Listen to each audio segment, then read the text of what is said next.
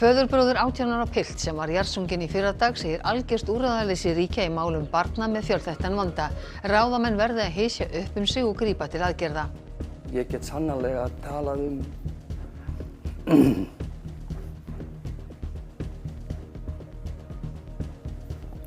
að kerfið hafi brugðist honum.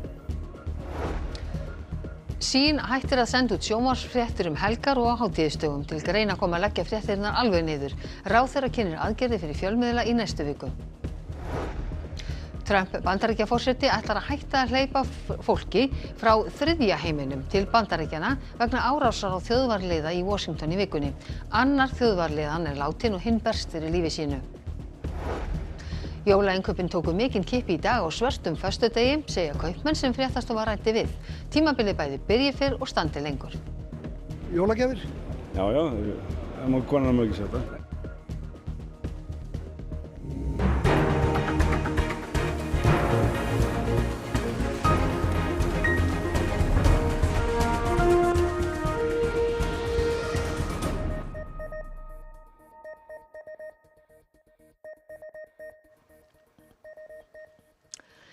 Komiði sæl. Við erum fyrir á ferðinni venjulega vegna beinnar útsendingar frá leik Íslands og Serbíu á HM kvenna í handbolta í Þýskalandi sem hefst klukkan 19:20 og stofan klukkan 7.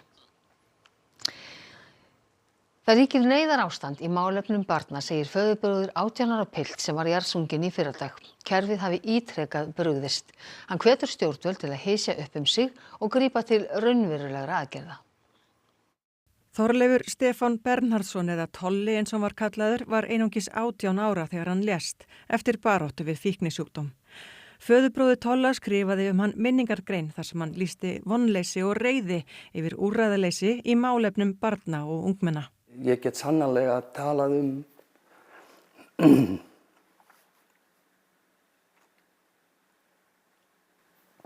að kerfið hafi brugðist honum. Það vegna þess að kerfið handónýtt. Það ekki með úrræðin, það ekki með lausnirnar og það ekkert verið að gera til þess að laga þessi mál. Það voru til 9 úrræði, mismunandi úrræði og það mjög mikilvægt að það séu mismunandi úrræði vegna þess að vandi þessara krakka mismunandi. Það sem boðið þessum krökkum boðið upp á í dag geymslur. Hann lýsir Tolla sem afskaplega líflegum og skemmtilegum krakka. Átti ekki daumt sjá ég hafði mikla réttlætiskennd. Barátta Tolla hófst fyrir 3 árum.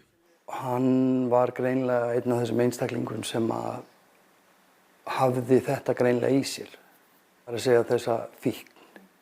Og þetta í rauninni bara stigmagnast mjög hratt og andleg veikindi fylgja þessu líka. Þar sem Tolli var líka að glíma við fíknivanda fékk hann ekki inni á BUGL. Við erum náttúrulega bara að tala börn sem með fíknivanda, geðvanda og félagsvanda og svo framvegis. Þau bara BUGL hefur bara þvegið hendur sínar, gerðu það meðal annars af honum og sögðu þetta fíknivandi. Tolli var sendur á Stuðla en þar fór vandi hans stigvaxandi. Þarna komst hann í tengsl við aðra sem voru komni lengra en hann.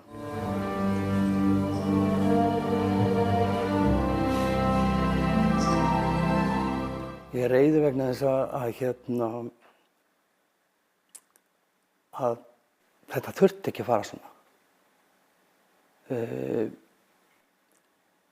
Og ég reiði vegna þess að eins og staðin akkúrat núna, þá bara miklar líkur á því að við fáum fréttir af öðrum börnum á næstu dögum, næstum vikum. Og þar kemur af þeim sem að ráða. Þeir verða að fara að hissa sig í brok. Þeir verða að fara að taka ábyrgð á þessum málaflokki. Og það neyðarástand í þessum málaflokki. Og þessi orðræða sem við búum mikið innviðaskuld í hinum og þessum, vegunum okkar og svo framvegis. Þarna innviðaskuld en hún kemur fram í dauðsföllum ungs fólks. Guðmundur Fylkisson, þú hefur leitað af týndu börnum í mörg ár og þekkir hennar málaflokk mjög vel. Kannastu við það sem þarna var lýst? Já, því miður. Og vel. Og vel. En mál Þorleifs er ekki einsdæmi og veistu fleiri svona ótímabær dauðsföll ungmenna að undanfarnu? Ég held að sé orðið núna 5 á síðustu 12-14 mánuðum úr mínum hópi og svo reyndar aðilar utan úr mínum hópi, þar að segja börn sem voru ekki endilega hjá mér sem að hafa látist og já, ég held við getum alltaf sagt að það sé ótímabær dauðdagi. Og eitthvað alveg nýlega þá líka? Já, daginn eftir jarðarförina, í gær eða fyrradagsins þar, já. Já, þá var eitt slíkt. Já. Hvað að þínu mati þarf að gerast? Hvað er til ráða? Fara að lögum, númer 1, Alþingi setur lögin. Alþingi með lögum, þá er stofnunum og öðrum slíkum lagða línurnar hvernig eiga að vinna. Alþingi setur síðan fjárlög og útluta peningum til þess að framfylgja þessum lögum og þar fylgir ekki alltaf og það er sjálft að vera að tala um að eitthvað sé full fjármagnað. Við þurfum kannski að hætta að eyða peningum í einhverja nefndir, úttektir og fara að verja peningum í framkvæmdir. En tala þá kerfin ekki saman að þínu mati? Nei, þau gera það ekki. Og það versta er að eftir að svo svona í haust þá fór Guðsjólof fyrir internetið að fara það grúska og við erum það er búið að finna alveg úttektir og álit alveg síðan 2000 með reglulegum hætti og það er alltaf það sama, það er skortur á samstarfi þarna á milli menntamála, heilbrigðis og síðan barnaverndarkerfisins sko. Það virðist líka vera að sko það er sett að fót eins og innan heilbrigðiskerfisins einhvers konar úrræði að þau geta alltaf síðan vísað því frá og það endar í höndunum á barnaverndarkerfinu að vinna í. Þannig kerfin þurfa að tala betur saman en Guðmundur Fylkisson, ertu að leita að einhverjum akkurat núna? Já, það er nú þannig, það er mikið af þeim og ég mælist til þess að það hefur einhvers staðar birst nýr tengdasonur síðustu dagana, táningspiltur, þá má láta mig vita að ég gæti verið að leita á honum. Þið er hér með komið til skila. Guðmundur Fylkisson, þakka kærlega fyrir að koma hingað og svara þessum spurningum. Takk fyrir. Til greina kom að leggja sjónvarpsfréttir Fréttastofu Sýnar alveg niður til að mæta erfiðum rekstri þessa forstjóra fyrirtækisins. Niðurstaða var þó að hætta að senda út sjónvarpsfréttir út helgar. Forstjóri Sýnar segir rekstrarumhverfi einkarekinna fjölmiðla mjög þröngt og þarna sé einfaldlega horft til þess að hafa tekjur á móti kostnaði. Rekstrarumhverfi hefur breyst mikið undanfarin ár, bæði Sjáve og RÚV verða sterkari á markaði, þar sem þeir eru með tvöfalt fjármögnunarlíkan, þeir eru annars vegar með útvarpsgjaldið og hins vegar eru þeir mjög virkir á auglýsingamarkaði. Svo sjáum við auðvitað erlenda samkeppni koma líka inn, hvað sem er gegnum samfélagsmiðla eða streymisveitur. Því hafi verið tekin svo ákvörðun að styrkja sjónvarpsfréttir í miðri viku en efla á móti Vísi og Bylgjuna. Kom einhvern tímann til greina að leggja sjónvarpsfréttir alveg niður? Við skoðum það og en þetta var ákvörðun að við myndum gera þetta með þessum hætti. Herdís segir ákvörðun fjarskiptastofu að Síminn mætti dreifa opinni línulegri dagskrá Sýnar í kerfi sínu án þess að Sýn fengi fyrir það greitt, hafi áhrif á tekjur fyrirtækisins, en hafi þó ekki haft bein áhrif á þessa ákvörðun. Hún segir mikilvægt að stjórnvöld stígi inn í til að jafna leikinn. Það sem við meðal annars talað er að Sýn verði skilgreitt sem mikilvægir innviður í þágu almannahagsmuna. Við sjáum það til dæmis að TV2 í Noregi, þeir eru þannig skilgreindir þó sem sé einkareknir á markaði, þannig að það er sérstaklega horft til mikilvægis frétta umfjöllunar. Fréttastjóri Sýnar segir þetta vera niðurskurð vegna tekjuáætlunar sem brást, en snúist ekki eftirspurn eftir kvöldfréttum Sýnar. Það sem er mikilvægt að við þurfum að vita hvernig samfélagi við viljum búa í. Viljum við búa í samfélagi þar sem við fáum fréttir frá frjálsum og óháðum fréttastofum eða viljum við fá fréttirnar okkar í gegnum samfélagsmiðla, Facebook-statusa og skoðanahlaðvörp. Af því að það er það sem er að gerast smátt og smátt, sterkir fjölmiðlar ná ekki að reka sig og þá verður þetta það sem er eftir. Og við verðum að spyrja okkur, er þetta það sem við viljum? Menningarmálaráðherra kynnir nýjar tillögur rekstrarskilyrði fyrir fjölmiðla í næstu viku. Hann segir tíðindin af Sýn slæm. Þau eru auðvitað ekki góð.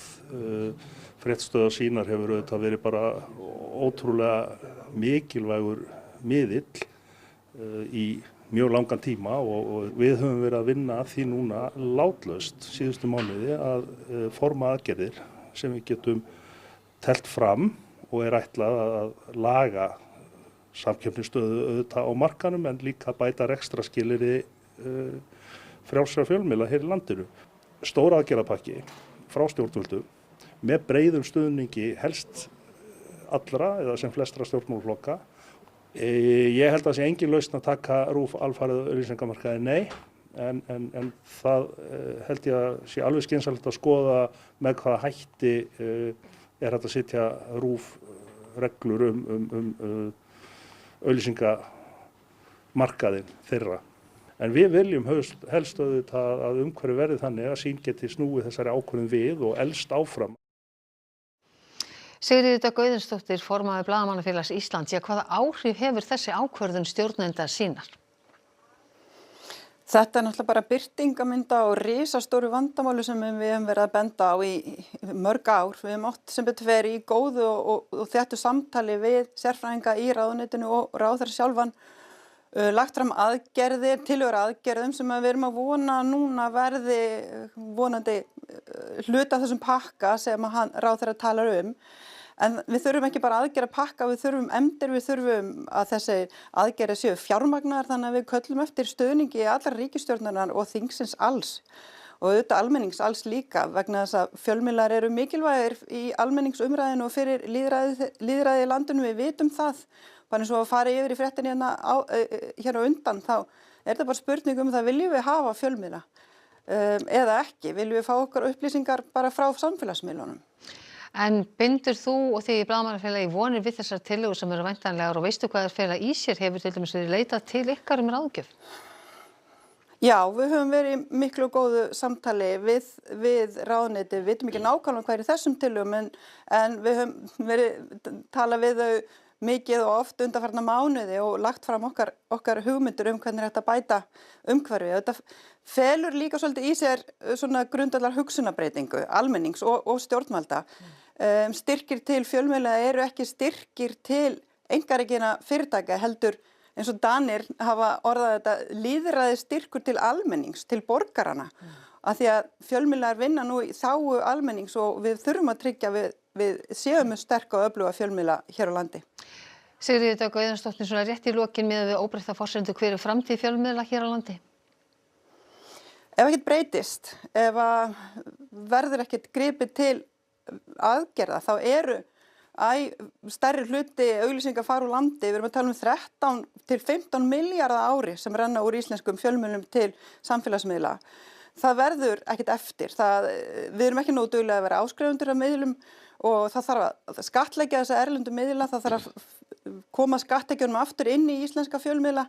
Við þurfum aðgerðir, annars verður bara RÚV 1 eftir og mér heyrist að það standi með þess að til að skera niður tekjur til RÚV sem að ég vona þó að verði ekki. Sigríður Dögg Auðunsdóttir, formaður Blaðamannafélagsins, takk fyrir að vera með okkur. Ísraelskir hermenn eru sakaðir að hafa skotið 2 Palestínumenn til bana í gær eftir að þeir gáfust upp. Ísraelski herinn hefur boðað rannsókn eftir að myndskeiðið var birt í gær og rétt er að vara við því sem þar sést. Það sýnir 2 menn ganga út úr húsi með hendur á lofti. Þar taka hermenn á móti þeim, skipa þeim að leggjast niður á hnén og skjóta þá svo af stuttu færi. Þetta gerðist í borginni Jenin á Vesturbakkanum. Ísraelar segja mennina 2 hafa tilheyrt hryðjuverkasamtökum en Mannréttindastofnun Sameinuðu þjóðanna kallar þetta aftökur. Killings of Palestinians by Israeli security forces and settlers in the occupied West Bank have been surging without any accountability. We're appalled by the brazen killing by Israeli border police yesterday of 2 Palestinian men in Jenin in the occupied West Bank in yet another apparent summary execution. Halli ríkissjóðs á næsta ári eykst 13 milljarða samkvæmt breytingatillögu sem meirihluta fjárlaganefndar Alþingis á fjárlagafrumvarpi ríkisstjórnarinnar. Frumvarpið var afgreitt úr nefnd í dag og hefst önnur umræða á þriðjudag. Heildarhalli ríkissjóðs á næsta ári verður því 28 milljarðar en ekki 15 eins og gert var ráð fyrir þegar frumvarpið var lagt fram í haust. Hagvaxtarhorfur hafa versnað meðal annars út af biluninni í álverinu á Grundartanga. Annar þjóðarliðanna sem ráðist var á í Washingtonborg á miðvikudaginn látinn. Bandaríkjaforseti segir árásina dæmi að innflytjendamál séu í ólestri og það eigi ekki að hleypa afgönnum til Bandaríkjanna. Afganskur karlmaður í haldi grunaður að hafa skotið 2 þjóðarliðar í Hvíta húsinu á miðvikudag. Annar þeirra, Sarah Beckström, lést í gær en Andrew Wolf enn á sjúkrahúsi. Árásin rannsökuð sem hryðjuverk en árásarmaðurinn fékk dvalarleyfi vegna þess að hann vann með leyniþjónustu Bandaríkjanna í stríðinu í Afganistan. This is what happens in this country when people are allowed in who are not properly vetted. Donald Trump kennir forvera sínum að hafa ekki kannað nógu vel bakgrunn þeirra sem komu til landsins frá Afganistan. Eftir að Bandaríkjaher dró sig frá Afganistan árið 2021 hafa 190.000 manns komið þaðan til Bandaríkjanna. Bakgrunnur þeirra var kannaður en úttekt ríkisendurskoðanda frá því í fyrra gaf til kynna að það hefði ekki verið rannsakað nógu vel hvort ógn gæti stafað af þeim sem komu. Trump vill af þessu tilefni hætta að taka við fólki frá því sem hann kallar þriðja heims ríki, án þess að segja hvaða ríki það eru. Look, this is how they come in. This is how they're standing on top of each other that's an airplane. There was no vetting or anything. They came in unvetted. And we have a lot of others in this country. We're going to get them out. But they go cuckoo. Something happens to them. Your DOJ IG just reported this year that there was thorough vetting by DHS and by the FBI of these Afghans who were brought into the U.S. So why do you blame the Biden administration? Because they let them in. Are you stupid? Are you a stupid person? Because they came on a plane along with thousands of other people that shouldn't be here. And you're just asking questions because you're a stupid person. And there's a law passed that it's almost impossible not to get them out. You can't get them out once they come in. And they came in, and they were unvetted, they were unchecked, there were many of them, and they came in on big planes, and it was disgraceful. Í dag fengu Pólverjar á Íslandi tækifæri til að skoða Alþingishúsið með leiðsögn á pólsku. Hugmyndin heimsóknina tengdi sjálfstæðisdegi Pólverja sem var 11. nóvember og fræðsludeild Alþingis ákvað að skipuleggja heimsóknina fyrir þennan stærsta hóp innflytjenda á Íslandi. Gestir fengu almenna leiðsögn húsið og sögu þess og Pavel Bartosek þingmaður Viðreisnar svaraði spurningum þeirra. Mikill áhugi var á viðburðinum og plássin fylltust fljótt eftir að kynning fór á stað í pólska samfélaginu á föstudaginn var. Dlaczego pan dzisiaj przyszedł na to zwiedzanie? Przyszedłem na to zwiedzanie, chciałem dowiedzieć się nowych ciekawostek na temat islandzkiego Sejmu, na temat kultury islandzkiej, jak długo został wybudowany ten budynek temu. No i nowe ciekawości lubię poznawać. Co było najciekawsze z tej wizyty? Z pewnością bardzo ciekawe było to, że ujrzałam jeden z obrazów Kjarvala. Nie spodziewałam się zobaczyć go w tym miejscu. Bardzo ciekawie opowiadał nam przewodnik o historii Altingi i niezwykle ciekawe było również spotkanie z przewodniczącym Bartoszkiem. Bardzo mi się spodobał rys historyczny i to, jak to się w ogóle wszystko zaczęło. Również się dowiedziałem, że pierwsze zgromadzenia parlamentarne miały miejsce 1000 lat temu w parku Þingvellir, o czym nie wiedziałem i dla mnie to było bardzo interesujące. Svartur föstudagur í dag. Haukur Hólm fréttamaður, þú hefur fylgst með í allan dag. Búið að vera meira að gera í dag en venjulega? Já, það búið að vera meira að gera en venjulega, segja allir þeir kaupmenn sem við höfum talað við og við fórum á nokkura staði í dag og fólk var komið mjög fljótlega eftir að til dæmis verslunarmiðstöðin svo Smáralind var opnuð, það var fljótlega orðið nokkuð þétt á göngunum þar og við heyrðum í nokkurum viðskiptavinum sem voru að fara í jólainnkaupi. Hann svartur maður. Svartur fyrir seðlaveski kannski? Fyrir allt. En þú ert búinn að gera ykkur innkaup, ertu að nota þér þessa afsláttadaga núna? Já, að gera. Og sýnist þér að vera að gera góð kaup? Já, ég held það. Já, ég nýti daginn í þetta. Og sýnist þið vera þokkalegur afsláttur á sumu? Já, þetta er ágætt. Mætti vera meira. Má ekki alltaf vera meira? Alltaf. Are you using the opportunity because it's Black Friday to do some shopping? Yes. Do you think you're doing a good deal? I think so, yeah. Buying Christmas gifts or? Yeah, and just treat myself. Nýta þér svartan föstudag til að kaupa? Já. Jólagjafir? Já, það má konan má ekki setja. Nei, það má ekki sýna, nei. Nei. En sýnist þér að vera að gera þokkaleg kaup með aðra daga? Já, þetta er svona 4.000 kall minna þetta annarlega þetta ykkur. En þú nýtir tækifæri þegar svona dagur kemur? Svona afsláttadagur? Já, maður gerir það. Við erum eiginlega óvart hérna samt. Við hefðum komið þó að það væri ekki, en við erum bara að keyra í gegn. En er að gera góð kaup? Já, einhverja jólagjafir og eitthvað. Er raunverulegur afsláttur sýnist ykkur í gangi? Við fylgjumst bara ekkert með þessu, þannig að við höfum ekki hugmynd það. En sáttu þið það sem þið er að borga? Já, Þetta sögðu viðskiptavinirnir og kaupmennirnir sem við töluðum við voru líka nokkuð ánægðir, kampakátir kaupmenn eiginlega, og þeir segja að jólavertíðin, hún sé orðin lengri, hún sé byrjuð núna, ekki sísta degi eins og þessum, og svo bara haldum hún áfram í desember og að afslættirnir þeir séu raunverulegir. Fólk er svolítið að bíða eftir þessum dögum, þetta er náttúrulega búið að stigmagnast svona síðustu 2-3 árin og núna svona undanfari síðustu vikna hefur náttúrulega bara fólk er að bíða eftir þessari umferð og afsláttunum öllum og fólk er að kaupa á jólagjafirnar og búin að svolítið mikið ákveða sig mikið, þannig að það er stórmunur, já. Já, það er alveg fólk að byrja að versla meira núna í dag. Streymir inn fólk. Jólagjafirnar þá? Já, flestir kaupa jólagjafir, en svo líka sumir að kaupa eitthvað sem þeim er búið að langa kannski lengi. Ó já, það er sko mikið meira að gera. Þið selja alls konar hluti, er fólk að kaupa gjafir fyrst og fremst hér eða hvað? Já, það er bara að vera að kaupa gjafir og það er svo mikið úrval að fólk vil kaupa hér að það er hægt að skipta í eitthvað annað ef fólk er ekki ánægt. Kaupmenn virðast sammála að jólaverslunin hefjist fyrr en áður en það þýði ekki að hún haldi ekki áfram fram í desember því það geri hún. Jólavertíðin hafi einfaldlega lengst. Þá eigi talum að verð hafi verið hækkað til þess að geta síðan boðið afslátt, ekki við. Við erum ekki standið í svoleiðis, maður fær bara svoleiðis í bakið seinna meir, það býtum maður bara í skottið. Þannig að það er ódýrara að kaupa í dag heldur en aðra daga? Já. Mikil vinna við það að gera afslátt, þannig að við farum nú ekki að fara að standa í því að lækka hlutina til þess að hækka verði til þess að fara að setja aftur á afslátt. Nei, það væri bara enn meiri vinna fyrir okkur. Þetta er bara rétt verð, sko. En Haukur, það er víðar en í verslunum sem fólk nýtir sér svartan föstudag, ekki satt?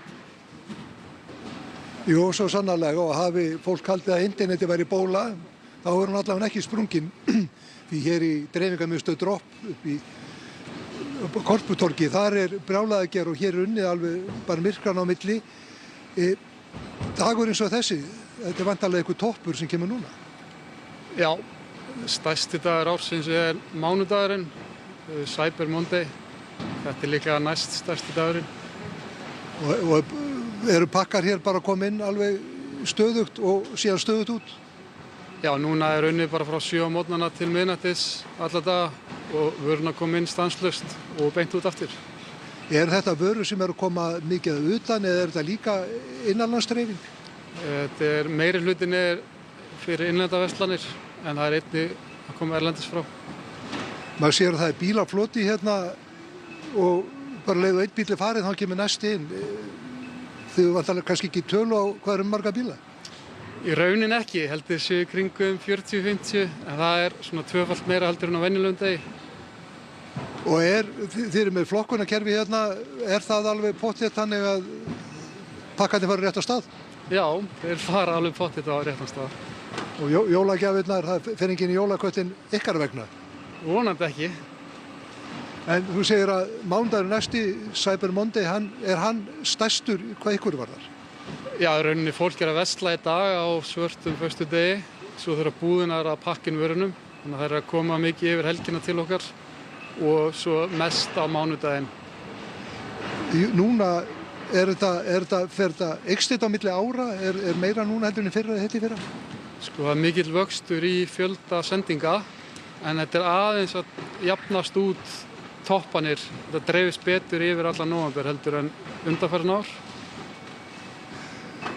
Við skulum kveðja hérna úr dreifingarmiðstöð Drops, því að hér brjálað að gera, en við vonum að enginn fari í það minnsta í jólaköttinu og allir pakkar komist í skil á réttum tíma. Við vonum það svo sannarlega, Haukur Hólm, takk fyrir þetta. En það löng hefð fyrir svarta föstudeginum í Bandaríkjunum og þó að stór hluti verslunarinnar þar, eins og hér sé á netinu, þá fer fjöldi fólks enn í biðraðirnar í búðunum. Í New Jersey höfðu myndast langar raðir áður en búðirnar voru opnaðar. Sem fyrr voru raftækin einna fyrirferðarmest í innkaupakerrunum og þar hafði ein kona komið fyrir 3 sjónvörpum, hvorki meira né minna. A TV, laptops for the kids. Toasters, blenders, electric fry pans. Why 3 TVs? Because I want 1 for myself and 2 for my friends. Og þá ætlum við að líta til veðurs. Á morgun verður hæg breytileg átt framan að degi, víða þurrt og talsvert frost. Suðvestan til á landinu verður vaxandi vindur eftir hádegi og á suður- og suðvesturlandi verður snjókoma með köflum síðdegis og annað kvöld og leið minnkar frostið. En við förum nánar yfir veðrið strax að loknum fréttum. Og áður en við kveðjum ykkur ætlum við að renna yfir helstu atriði þessa fréttatíma. Föðurbróðir 18 ára pilt sem var jarðsunginn í fyrradag segir algjört úrræðaleysi ríkja í málefnum barna með fjölþættan vanda. Lögreglumaður veit 5 sambærileg dauðsföll á síðustu 12 mánuðum, það síðasta í gær. Sýn hættir að senda út sjónvarpsfréttir helgar og á hátíðisdögum. Verði ekkert að gert verður RÚV á endanum eini fjölmiðill landsins, segir formaður Blaðamannafélagsins. Ráðherra kynnir aðgerðir fyrir fjölmiðla í næstu viku. Trump Bandaríkjaforseti ætlar að hætta að hleypa fólki frá þriðja heiminum til Bandaríkjanna vegna árásar á þjóðvaraliða í Washington í vikunni. Annar þjóðvaraliðanna látin og hinn berst fyrir lífi sínu. Jólainkaupin tóku mikinn kipp í dag á svörtum föstudegi, segja kaupmenn sem fréttastofa ræddi við. Tímabilið bæði byrji fyrr og standi lengur. Þessum fréttatíma að ljúka og nú komið að fréttum að veðri. Næsti fréttatími klukkan 10 í kvöld en nýjustu fréttir má alltaf finna inn á RÚV.is. En nú hins vegar komið að HM kvenna í handbolta. Stofan hefst klukkan 7 og klukkan 19:20 hefst leikur Íslands og Serbíu sem við ætlum að horfa á og hvetja stelpurnar okkar. En við á fréttastofunni, við vonum að þið njótið helgarinnar, segjum bara áfram Ísland, verið þið sæl.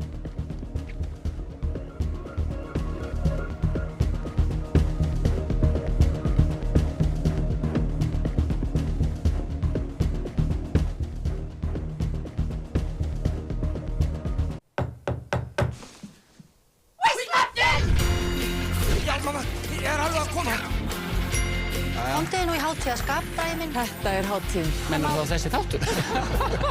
Leggjum í hann! Farðu nú rólega af stað, Júlíus. Já. Jólin nálgast og þá tími til að njóta. Keep the change, you filthy animal. Mom! A big fan of that. I love you. So do a lot of the other guys. Yeah, thanks, partner. I knew you'd save me. You can always count on me. Komdu þér í hátíðarskap með RÚV. Amen. Ég á leiðinni til Lundúna. Ég að leita gömlum vini sem hvarf.